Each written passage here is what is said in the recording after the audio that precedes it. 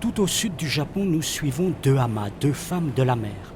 Rien n'a vraiment changé dans cette pêche en apnée déjà mentionnée dans une anthologie poétique il y a plus d'un millénaire.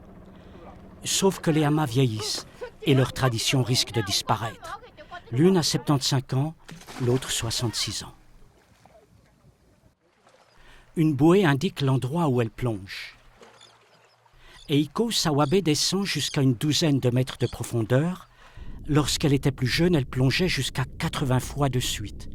Elle fouille les fonds marins pendant 1 minute, puis remonte avec un oursin qu'elle place dans un filet attaché à la bouée.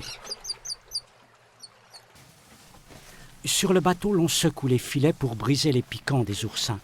Ils sont parfois venimeux. Mineko Turata en profite pour faire un brin de toilette. Ces hamas se sentent libres en mer.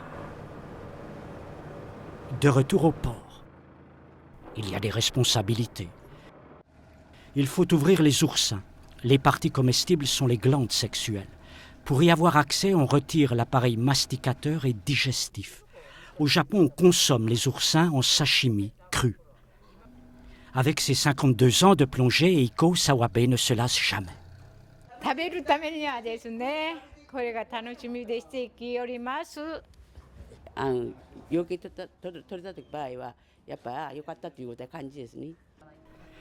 Les hamas sont menacés d'extinction.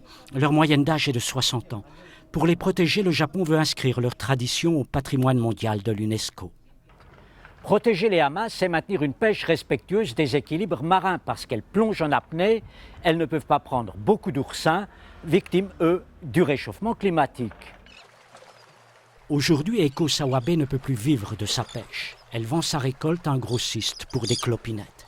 Mais comme elle n'a jamais rencontré un médecin de sa vie, elle continuera à plonger jusqu'à 80 ans.